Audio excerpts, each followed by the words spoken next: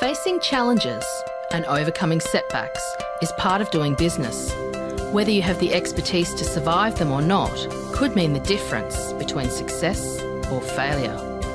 Welcome to We Are Women, featuring revealing conversations that provide invaluable insights into the success secrets of female masterminds. A must listen for every entrepreneurial woman.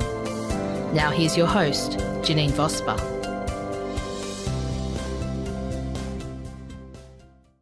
Hi, it's Janeen Vosper here, and welcome to the We Are Women podcast. I am your host, a little bit different than what we would normally do. If you are able to see this online, we are recording it with video for the first time rather than just audio. So if you do want to see it on audio, you can go to my YouTube channel. Otherwise, I imagine you're just listening through your normal, regular, everyday podcasting channel.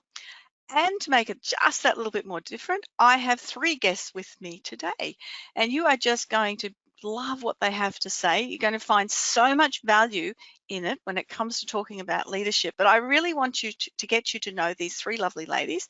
We've got Carla and Lovett, Julie Gillespie, and Carla Wall. And they're waving, which is really great for those that can see the video. This is going really interesting as well. It is.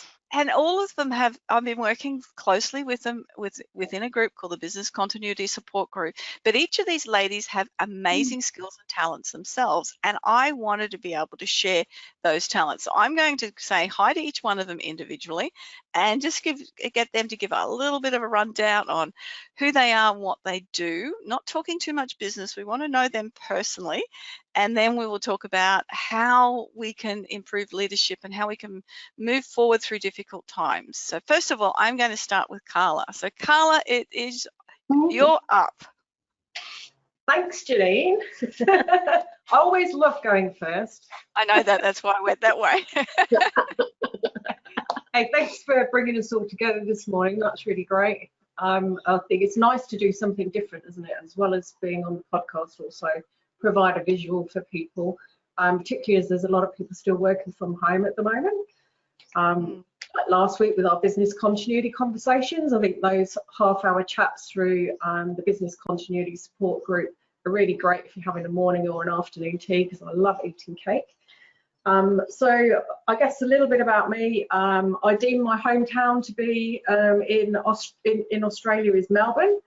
I was born in Coventry in the UK, so I have two hometowns in two different countries. And what are you doing here? Well, you know, we're kind of in Brisbane. Yeah, yes. Yes. You have to have your birth town as the city that you first worked in. She's here for the weather. Yeah. And you're right, I am here for the weather, Janeen. Every time I go back to Melbourne, I think, no. Absolutely. Absolutely. Sorry, go on. No, that's good. And so we'll talk a little bit more about you as well. Now I will go to Julie Gillespie. So I'm in Brisbane. This is, I guess, my hometown, even though I was brought up in Sydney. Anytime I ran away from home, I came to Queensland. And I've done that often, coming from family business, being the younger daughter. You tend to just need to get out and explore one's own self, and so I did that all the time coming up here to Queensland. So I got the husband and a couple of kids with me up here, and I work for cats. Yeah, you've got cheaper. Oh my God, and you don't have to homeschool cats. No, anyway, that's a big bonus. That's another trauma. Yeah, so I came up here 3 years ago this time.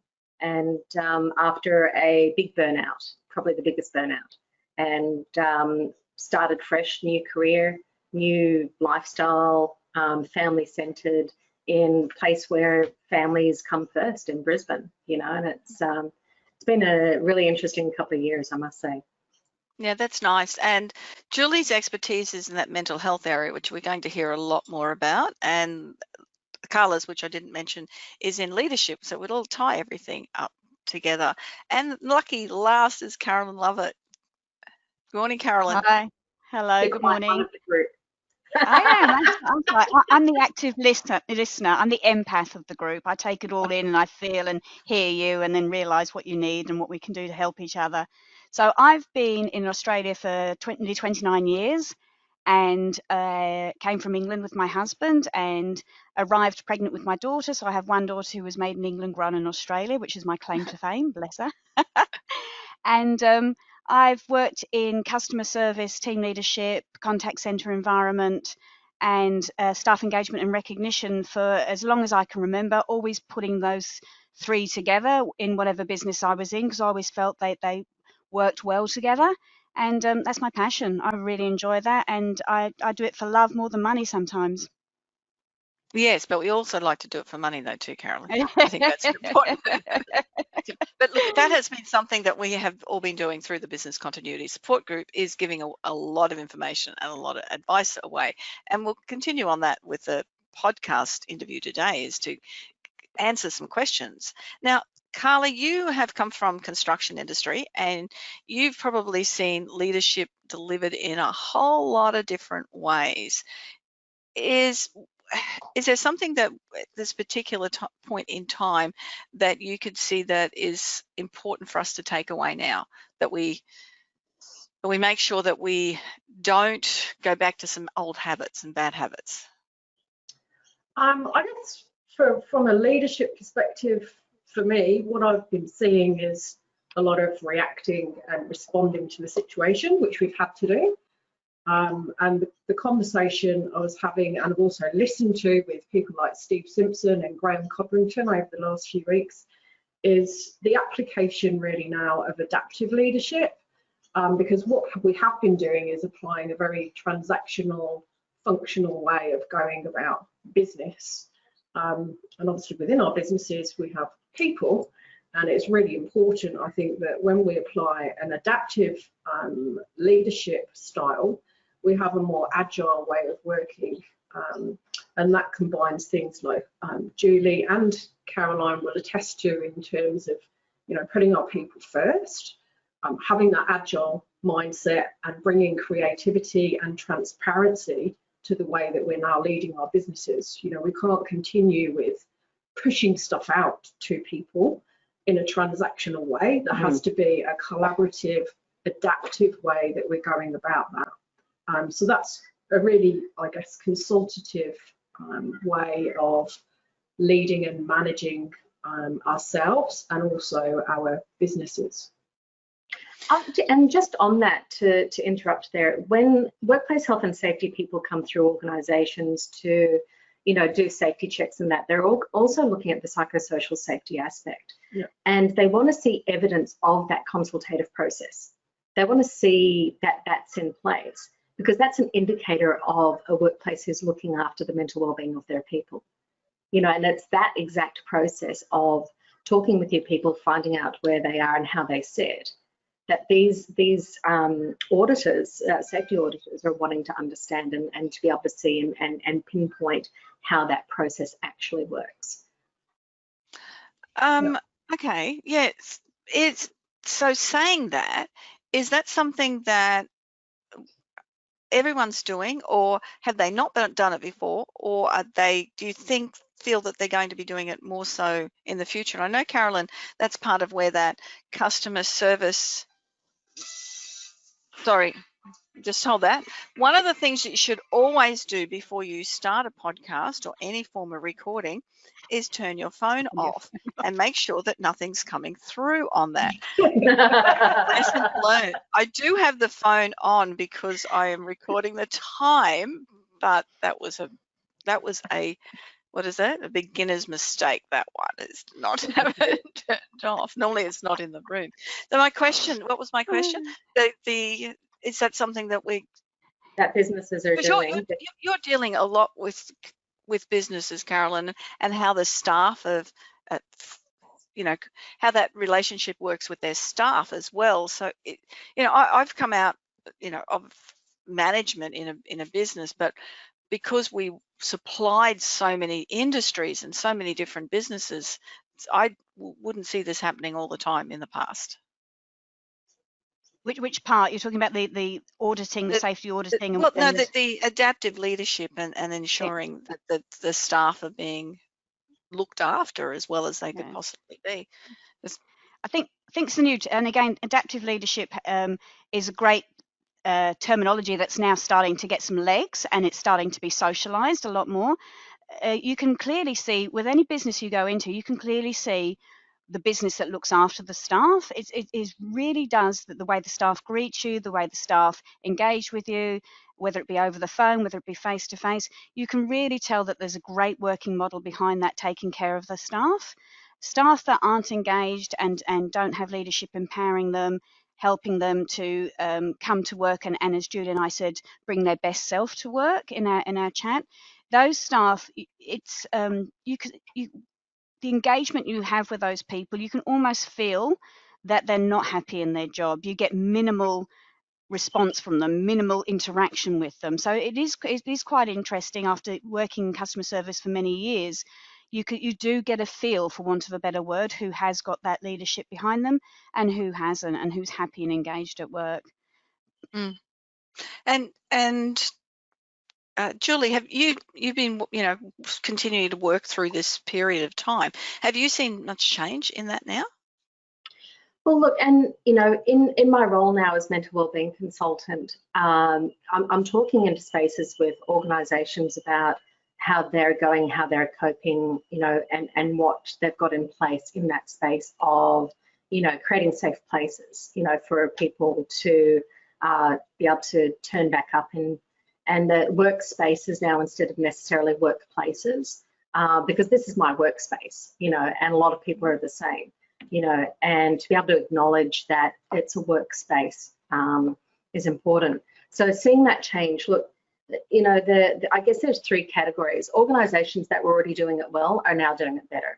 The compression of angst, anxiety, crisis pandemic has reformed them into something that can be quite powerful. And a lot of those organisations that were already thriving are remaining profitable.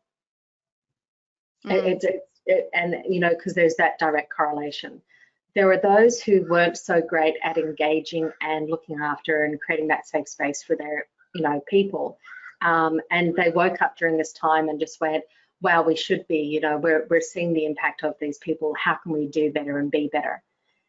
And those organizations have started to, connect in with people like myself to say, how does this look? What's the process look like? I've been doing lunchtime talks about mental awareness, talking to people about well-being. What does that actually look like? And how does a business create those processes, like actually do it, without it being fluffy and putting bean bags in the corner and say, hey, we're a place of well-being, to be able to actually do things. And then there are those organizations that are still oblivious and expecting you to just come back to work and doing nothing different. Those organizations are going to find out really, really fast that their people can't turn back up. And they're not doing anything different. They're expecting the old normal to still exist. And yeah, so we're seeing those three aspects. And I think that's an important point, because when you look at adaptive leadership, one of the key aspects of that is the ability of the leader to be in a position where they can actually diagnose what is going on. And the term that I keep banding around that I heard in a great conversation a few weeks back was, you've got to get off the dance floor and be on the balcony. And when you can step back onto that balcony and diagnose what's going on, internally from a leadership perspective and also externally in both environments, then you're in a position where you can start looking at how do you bring certainty in an uncertain environment. And yet then you're back to that whole collaboration, consultative approach in terms of how that team is actually operating. And not all leaders have actually been in that position before. So it's really difficult for them to maybe be as innovative and creative in terms of the expectation that the rest of the team now has on that leader when all of those staff are returning to work. So it's really important that the leaders, I think, feel supportive. If we're now asking them to adopt a completely different leadership style, which is one that they may not have had before. So yeah, that's an important. That's an important factor, isn't it? Because it's one thing saying, okay, you've got to adapt this new leadership style, but to have the ability, tools and skills to be able to do that, and how would you go about it? So what you've been saying, I would think that the first thing that any leaders going back into the workplace now would be to diagnose the situation. Am I correct in?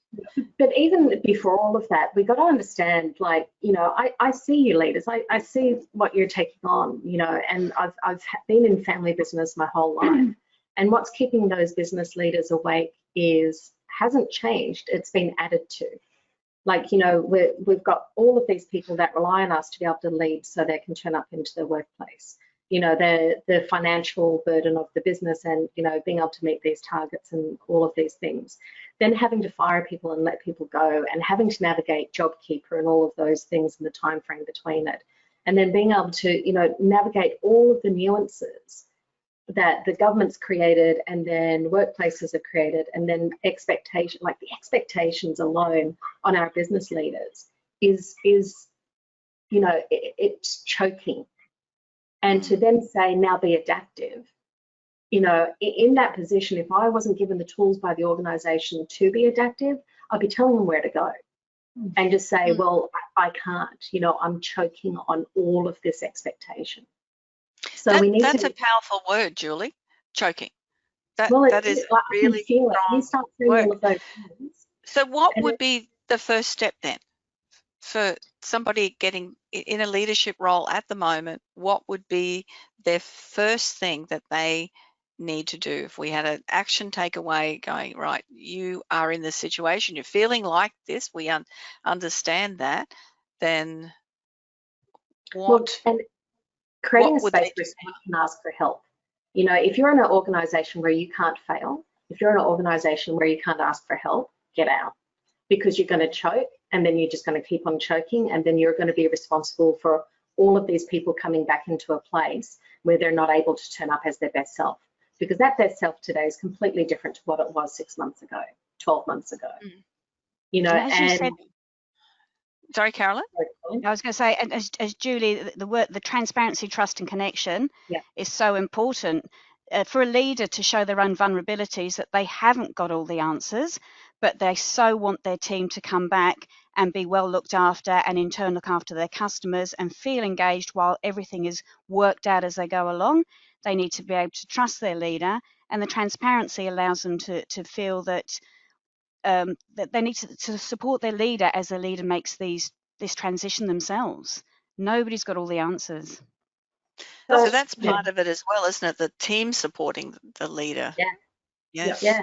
And know that they need it. And I think that's why it's important, you know, to bring people together and be open and honest and transparent about where you are. And, you know, has this company only got 6 months worth of cash flow left, for example? If it's only got 6 months worth of cash flow left, is that a conversation that you need to share with your employees? And if so, how are you going to share that with your employees? And how are you going to get them to maybe help with, okay, how do we scenario plan this situation so that it works out for all of us? You know, there may be certain things that we can still do within our business, you know, cut costs to save jobs. So has everyone got to take a 20% pay cut, for example? Are there stages to how that cash flow is actually going to be used? And when we bring our teams into that process, I think in terms of the scenario planning, you know, what are the risks that we can each see? What are the impacts that could occur and the probabilities that sit around that? We're going to come out with a lot better strategic plans in terms of, okay, we've got 50 ideas. Here's the probability of those 50 things that are actually going to occur. And here's how we're actually now going to approach that from a strategic viewpoint as a team. And having, just saying the 50 ideas, I think having too many ideas is probably also overwhelming from a leadership perspective. So if there were, I don't know, 10 or 12 big strategic things that you are focusing on that year, you know, a lot of those comes under themes, and it's like, oh, that's an important theme, that makes sense. So they may have changed as well. So I think, you know, that's why it's so important to get back together. If you've now got 50 new things that you're maybe wanting to focus on, what are the top 3? What are the top 3 things that are your big, hairy, audacious goals that as a team you're all committed to achieving in the next 6 months while you've got potentially that cash flow issue. But that comes down to root cause. Like in any of this, like if we've got someone who's in distress, we're not wanting to come in and list all of the things of that anxiety driven, you know, stuff that's going on. We want to understand root cause. Is it the finance? So to come out and say, look, this is with transparency, these are the things that are going to be our obstacles as a business. What's your viewpoints? How can we approach this? We go straight down into root cause. And as soon as you sit in root cause, you've got something you can do and be productive in. And you can be fruitful. I think just going back to that point as well, in terms of employees just going back to work and things continuing as normal. Yeah. And that's just a ridiculous expectation to set within a business right now, because things aren't going to be normal. And there's probably at least another 18 to 24 months impact on the economy. So as business owners and leaders and managers and individuals on those teams, how are we all going to help with that situation? How are we going to support each other? And one of the things that, you know, we each feel we can bring in terms of value add to assist the survival of that business. I'm not going to use the word thrive, and I'm not going to use the word pivot because they're overused. I'm going to use the word springboard. Springboard, I like it. I wrote an article yesterday that's for a magazine, and I used the word unprecedented. Then I wrote in brackets, I promise I'm not going to use the word unprecedented again. It was just a definition of the word unprecedented to say that these aren't really unprecedented times. We have been through recessions. We have been through pandemics. There's history on what we need to do. And each one of those times has created significant shift where we've springboarded to that next thought process and next way of doing it. A revolution ahead. And I think if we can embrace change, that's where we're going to see more positivity and success within our teams. So there has to be a willingness for continued disruption for 18, 24 months at least. Well, you know, and in that we can only do any of those things with, you know, that turning up as best self. And, you know, Caroline, in the people engagement side of it, of enabling people to turn up as their best self, their whole self, and to be able to engage in with the people that in and around us. You know, we got to create those opportunities of recognizing that each person there has their skill base. Each person there has their role. Each person should have clarity in that and be empowered. If we empower our people, right, Caroline, we've got a workforce that is unstoppable, and we're harnessing power instead of dragging these people along. How would we do that? What would be some practical steps, Caroline? For empowering, for me, from a leadership point of view, it is the leader.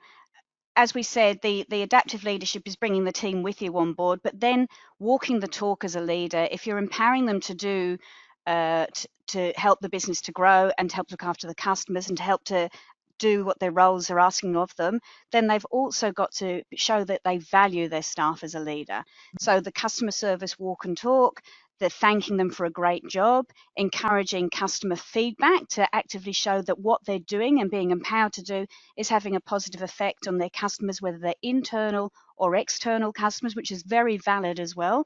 We've got to get these cogs turning again. And while your external customers bring the revenue stream in, your internal customers keep those workings going so that you can deliver that external outcome. And we do forget about looking after our internal customer service activities as well.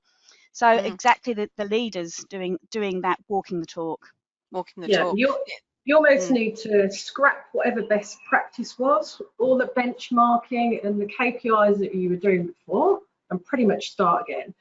Now, that's a really exciting opportunity for everybody to be a part of driving, you know, the future of that organisation. So as a leader, I think there's some really cool questions you could be asking your teams. You know, what is it that they see in the business that could drive greater success?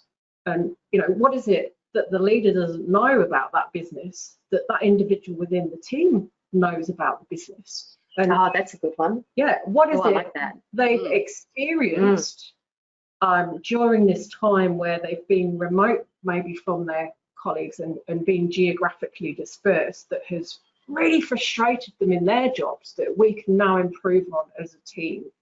Because there's some really great effectiveness and efficiency in improvements that we could probably put in immediately as a result of what we've experienced when we've been geographically dispersed. And the leader doesn't have all the answers, you know? Why would you want to have it all? Exactly. Well, that's why you have a great too team, hard. right? Get the right people on the bus. Now, Carla, recently at the start of this, you mentioned a friend of yours whose partner was working in a shop where they were coming home to their partner and they were talking about the issues and the challenges with the manager. And you mentioned that this person who works in this shop, what they see that isn't working well, needs to have that voice in a safe environment and not feel condemned or held against them for having that powerful voice to feed back what change needs to happen, so to almost upwardly manage, because they're on the ground watching this stuff happen. You still advocate for that? You still agree with that? Totally, 100%. That's where all those great ideas are going to come from, and those people need to be listened to and understood. And once you've created that openness, you're building the trust, the transparency, and people can speak their truth. And I think that's something that is, for me, really important. I as a leader, want to hear people's truth. And if we make it difficult for them to share that, we're not going to achieve maybe the outcomes that we would really like to achieve. So yeah, I totally still 100% support that. But knowing also as a business leader that, always within my teams, it's like, great, come tell me your truth, and I understand that, but what's your solution that you see? And because I don't want to be a point where people are coming to talk at me about these things. I've not had time to just sit there and take that on, because then it's another thing on my list to do. And this becomes that choke point of, well, hang on a second, you're looking to me to solve your problems. You've got the tools, you've got the ability here. I'm going to empower you. Come up with a solution that you think is practical and functional, and I'll tell you if it's within the business framework to make it doable, and we'll adjust. And that's the foundation of agility, of being able to make those maneuvers and those negotiations and bring in all of those concepts and ideas. That's got your engagement, your connection in, and you're not having to do it all as a leader. Other people around you are taking ownership for what's going to happen next. So if you've been very much a manager instead of a leader, that's going to be very difficult for you to do that. If you've been, well, then it's finding to get empowerment yourself as a manager. You need to be empowered as a manager, and you've got to ask for that. And if I can step in, the other thing that we need to factor in as well, because I am all-encompassing, it's not about the top-tier, high intelligence level of leadership or those shining stars that, are whizzes on the systems. It's also about the person. When we're looking for empowerment and we're looking for solutions, somebody like the frozen food shelf filler can have a simple but very successful idea, as opposed to the bean counter in the office. And this is what tends to happen. Those that don't have a confidence. Sorry? Nothing wrong with bean counters. That's a whole new podcast. Absolutely, definitely. But what you do find is those with some of the best ideas won't use their voice because they're frightened to, because to them it's probably from past experience, it's deemed to be a silly idea. Even though we know we're going to wipe the board clean and start again, it's still in their mind. While they can see how it will work, they're still deemed to be a silly idea. And the greatest story ever is the Johnny the Bagger story, which is the one I use in my customer service training, which was a young guy who had mental he wasn't I can't remember what was wrong with him, but he used to be the bagger at a store. And a customer service trainer came in and trained the staff and asked him to make a difference. And he couldn't think what his difference could be. So he went home and he cut out little sayings. And when he was bagging the shopping for people, he put a saying in the bag. Now, by the end of that, several weeks to months later, no one would go to the other queues. They wanted Johnny the Bagger's queue because they wanted his message. Now, to him, that was such a simple thing. We really don't know. These people sometimes come out with the best impactful solution if we allow them to use their voice without judgment. Like And my that's app a really, design over the weekend. sorry, Like so your what? Like my Carla? app design that we came up with over the weekend. And I Can't still share like the your app design. patented already. Oh, I was going to say, I'm sure there's a story in there. But that's the thing, isn't it? That we as individuals can make such a big difference. You know, every individual can make a big difference with this, and we don't give ourselves credit enough or enough confidence to be able to do that. And I think that's probably what's shone through more than anything else through this time has been connections that people have built. And it's, you know, one person with one person, and it's made a difference to people's lives, how they've dealt with being isolated from others and businesses changing. But it's also made a difference, I think, if we can take that back into our workplaces, that connection that we want to really get to know people a little bit more. I think that would not just assist the workplace, but that it would help the leaders understand the situation if people have got that ability to connect. And as you've been saying as well, Julie, recognize that the leaders have been the ones that have been struggling as well, especially if they own the business and the financial responsibility comes down to themselves. And this is where we look at the long-term mental health repercussions. You know, we're starting to see, you know, spikes already in the crisis point of suicide. You know, and that's the crisis end, and that's the end game for, you know, mental ill health that can be a result of all of this. You know, that burden and that burnout as a result of not having that support, not having that connection in, you know, not having the ability to be productive and fruitful. You know, these all have that damaging effect. But we're all different, and you know, we turn up in so many different ways. And the only way that we're going to find out how someone is traveling is to have that consultative process and being able to ask of, how have you gone? What resources do you need? How have you been impacted? And every answer that you're going to get from your people is going to be completely different. And it's accommodating that. And it's been in a space where all answers are acceptable. Yes. Sorry, Carla, go on.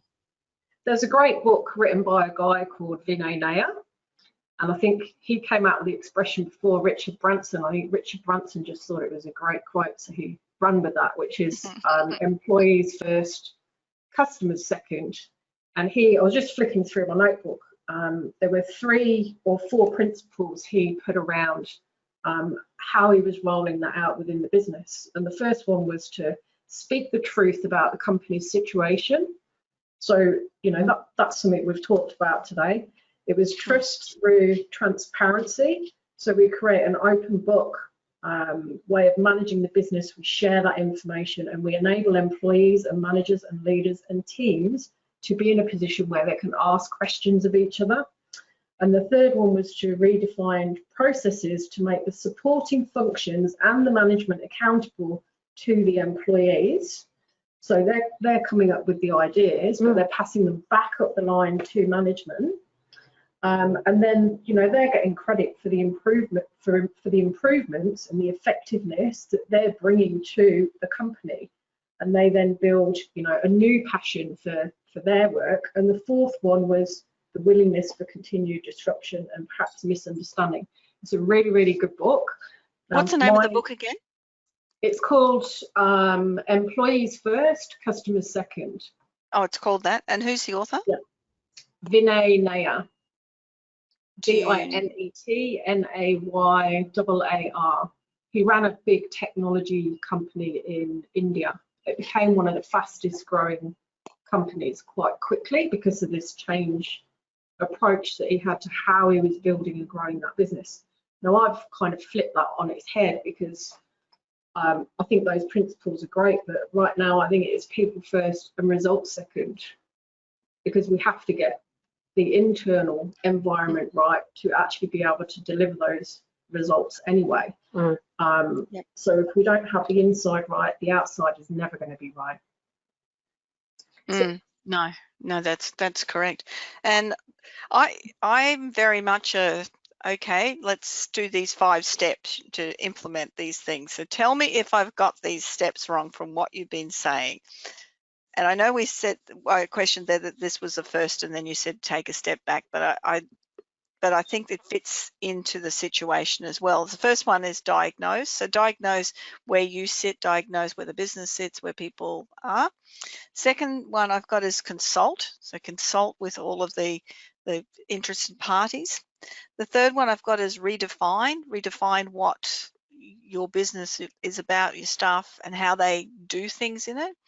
The fourth one is to get solutions. And Julie, you said that, come to me with a solution rather than just a question.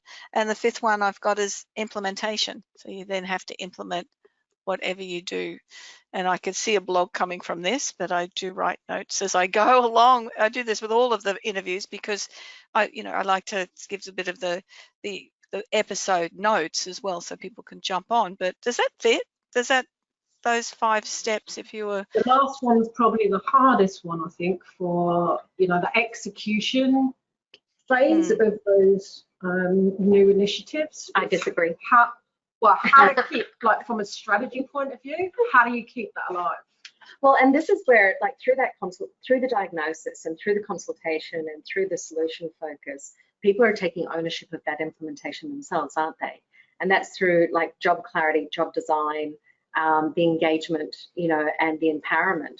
If we've done those things and people have taken ownership of their roles, execution happens with you being able to lead through that instead of having to amp up your workload. And so I've always loved the execution part because it's like, okay, my job's done, thank you, get on with it. So I'm going to disagree. But I think if you don't get the diagnosis right, correct. What you're trying to execute is never going to come up in the first place. Correct. So actually, the execution phase then becomes the worst phase ever because you've not actually put the work in up front. But those upfront stuff means that the implementation is easy because it's taking care of itself because you've done all of the hard work up front. So I don't know. Yeah.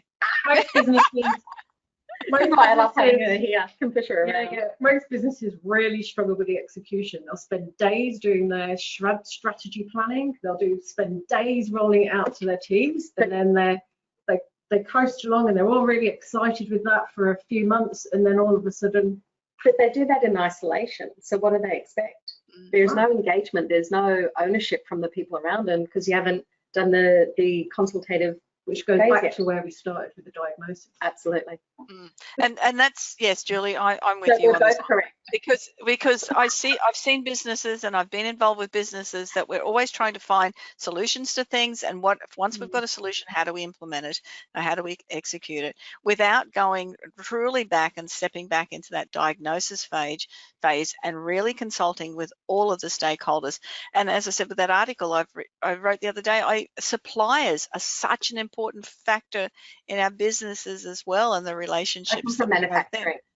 I come from manufacturing, importing and exporting, and manufacturing with, one item might have 30 or 40 different components to it. So, because I'm also a cosmetic chemist, so developing hair care products and doing that side of it. We need those right now. We need those. And, in that space, if I didn't have great relationships with my suppliers where I could ring them up and say, I've got a problem, I need support, this is what I was thinking as a solution, is that doable?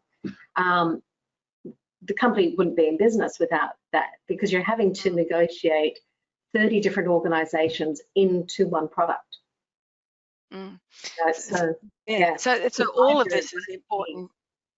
Yeah, it's all of the stakeholders. It's not just a continual iterative cycle. That's the thing I think to remember. The diagnosis needs to be a constant, which is where you have to have a willingness for the continued disruption, because change is constant, change is inevitable, and the ability to manage that change is a necessity. So it's a continual cycle, I think. Yeah. Yes. And then we're not talking about change for change's sake. We're talking about change as adjustments to a better now. And that's things are changing in the world, not just because of COVID and not just because of the recession, but things are changing constantly in the world of technology and people's needs and how we do things. That's another podcast. Stop it. How long have we got? Caroline, how does this fit in with what you're looking at, those 5 steps? Do you see that as a simplistic way of describing what we've been doing? Absolutely, and as Julie added in, the whole success of this is down to the empowerment and the engagement of staff and the recognition. If you're asking your staff to adopt something that they've come back to the business with some element of fear, that they have an aversion to change because they feel like they've gone through so much grieving and stress in the pandemic, then as you start to see those changes, as you start to see the business benefits, then you must recognise and acknowledge that you're observing these positive changes. If you don't, then what's the point of them doing it? They'll just default back to original behaviours. So the engagement and the value, showing the value through recognition, is really important to get that momentum, so that you don't have to keep re-diagnosing. You should get some traction, and you should get some outcomes and some changes. I've got a question, and this question is, what if you both had what is one great question that a leader could ask their team to get help with the diagnosis? What could we be doing more of successfully? What could we be doing more of successfulully? That's from Carla. And the bell just confirmed it's a good one. Sorry about that. Deliveries. It's all that home shopping time. Forget what my question was. Okay. Rewind. So what could we be doing more of successfully? Okay, so I mean, that's saying we're doing things well. What could we do more of successfully? What about you, Jolie? What's a question that you could ask? Well, and that's coming from a positive standpoint, isn't it? That's, the great to have that understanding. I guess it's asking, and my mission is, creating safe workspaces where every person can turn up as their best self today. And it's understanding, I guess the question would be, what do you need to be able to turn up in this workspace to feel safe, so that you can turn up as your best self every day? What is that thing? What are those things?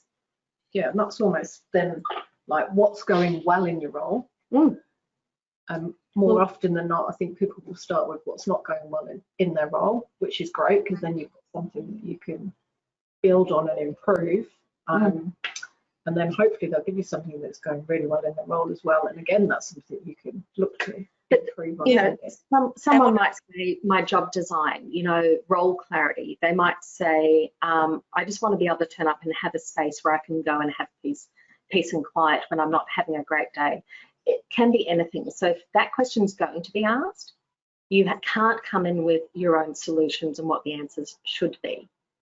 It has to be completely open for their own interpretation. Like anyone who's done coaching, I think we've all done coaching here before, you can't bring yourself and your solutions into that space. It has to be a genuine, what is it that you need? And then be able to say, and then be able to, root cause what that, thing is, and then be able to say, well, we've got processes in place to have job clarity. Let's go through that. When do you want to do it? Straight away, the burden lifts, because finally I get clarity. Or, finally I can have a space where when I'm having a high anxiety day, I can just not be disturbed, and I can just field calls, and I can set up a process where it's okay to do that. Yes. Yep. No, I get that. Any number Absolutely. of things. And what about you, Carolyn? So for me, it's just as a leader, asking how can I help and how can I acknowledge you? Love it. How can I help and how can I acknowledge it? That's simple, isn't it? But it's just how can I help is people go, no, I'm fine. But how can I acknowledge you adds that extra component to it. That's beautiful, Caroline, because I think that's what we all want to feel, where we belong is to be acknowledged and that we can turn up as all of who we are. Back to you. No, your absolutely. podcast last week talking about, okay, what I've achieved today is I've managed to put my pants on. Whereas today I've rocked up and I've been able to turn up to a podcast with 3 other guests this morning. I know. It's all fully clothed. Yeah. Yeah. Well, Bit we of still dirt only on have to be there. half clothed. I'm running a breakfast meeting on Friday, and I said to my husband, "I'm going to be fully dressed to go out because it's live, it's real." Right, Caroline, we're just going to wrap up now. So tell me a little bit about your business and if people want to get in touch with you. So my business is Credible Source Solutions, and I create positivity in a workplace because everybody deserves to have a good day. And it is about staff engagement, employee recognition, and customer service training. So your staff are happy, your customers are happy, and you as a business owner are in turn happy. And to get hold of me, my website is crediblesource.com.au, and my contact details are on that website and email. Thank you, Caroline. Crediblesource.com.au. It's a nice, easy one. And Julie. So my business is Julie Gillespie, mental wellbeing consultant. So in that I deliver services around mental health first aid training. So I'm an accredited instructor with Mental Health First Aid Australia. So that's the primary basis of the work that I do. But I also have workshops around connecting into wellbeing and being able to show that pathway into what wellbeing actually is and how to, create that self-awareness to be able to sit in that space comfortably. And in that, I also do strengths coaching. Part of my history and background of having mental ill health for over 20 years, I'm trying to build that scaffolding around organizations and other people to be able to see the signs of mental ill health, but also to find and I guess turn up with all that you are, using your strengths and experiences and everything within you to be able to be your best self every day. So that to contact me, my website is julie.gillespie.direct. Gillespie is Gillespie, so it's up on screen. And that's got phone number, emails, and all of the rest. So it's nice and simple.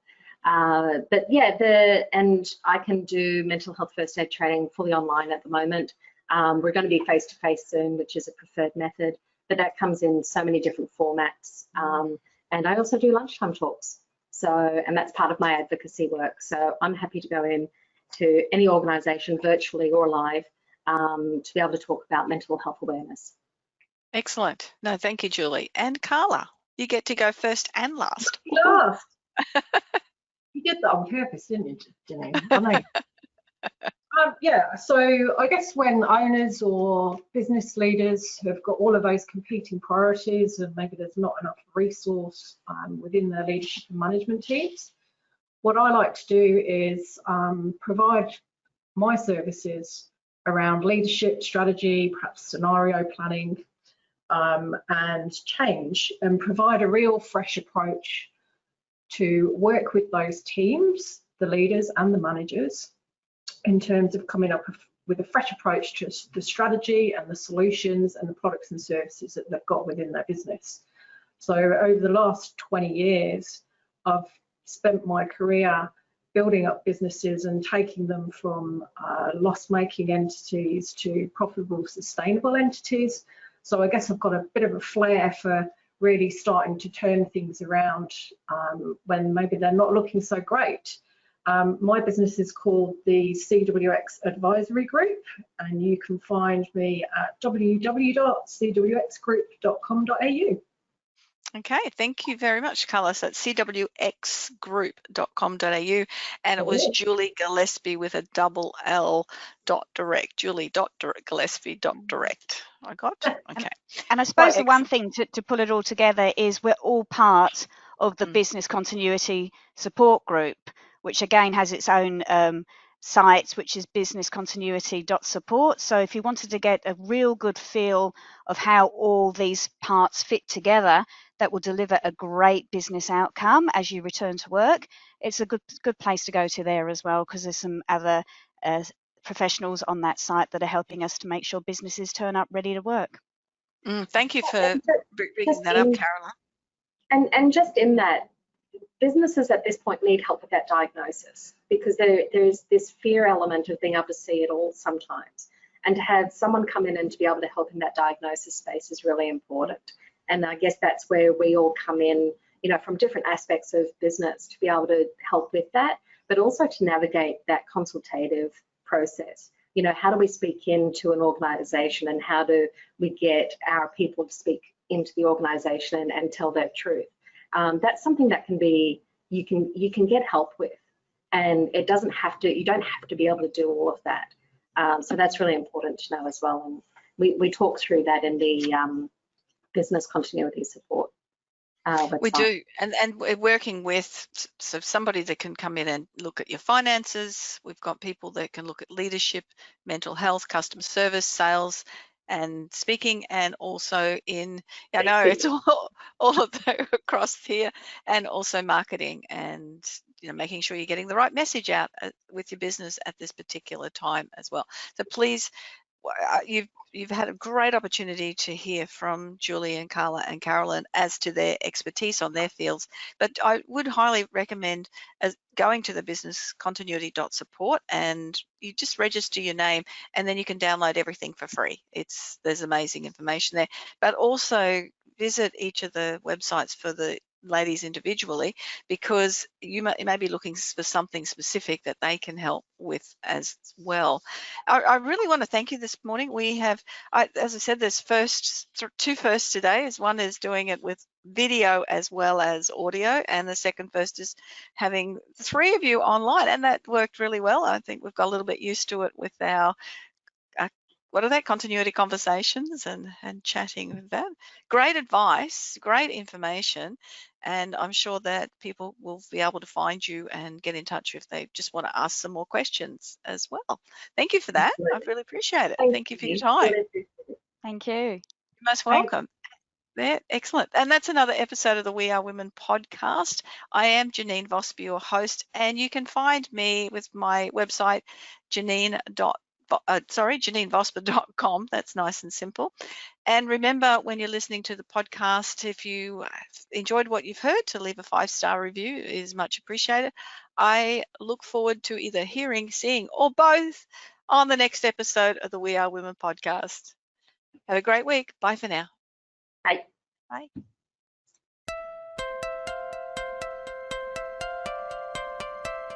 So, do you feel stuck in a rut in business? Visit speechperfect.com.au and download Janeen's free ebook to avoid the 5 most common stumbling blocks women face in business.